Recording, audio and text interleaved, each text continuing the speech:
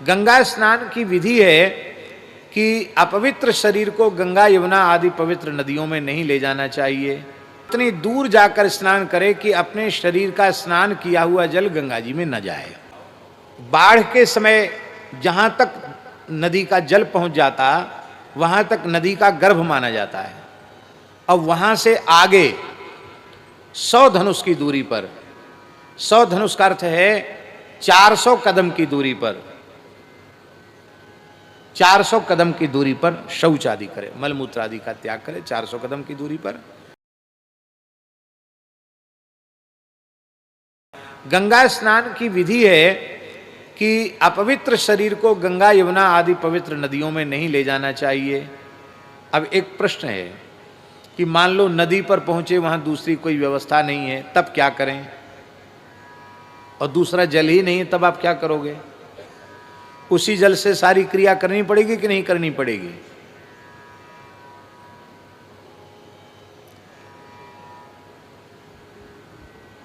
तब उसकी विधि यह है कि जल कमंडल में भर के और उस जल का कुल्ला कर लो, उच्छिष्ट कर दो उसको, उस जल को लेकर के शौचादि के लिए जाओ।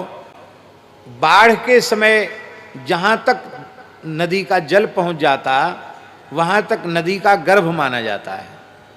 अब वहां से आगे 100 धनुष की दूरी पर, 100 धनुष का अर्थ है 400 कदम की दूरी पर,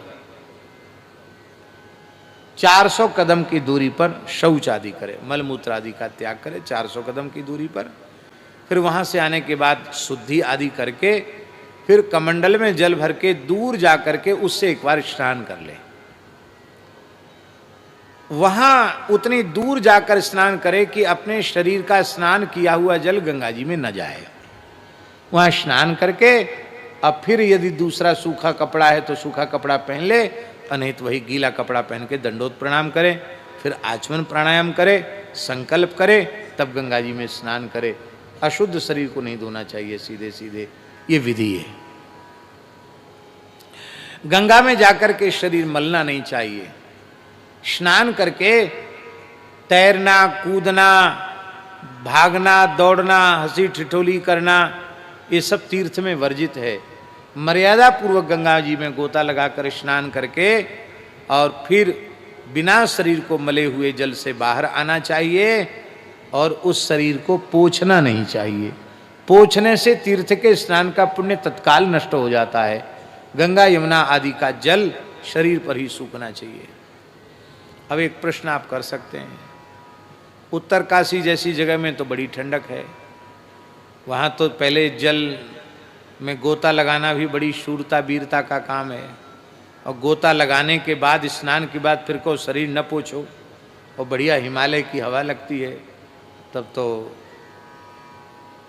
जल्दी कल्याण हो जाएगा। वहाँ क्या करें? वहाँ भी किया जा सकता है,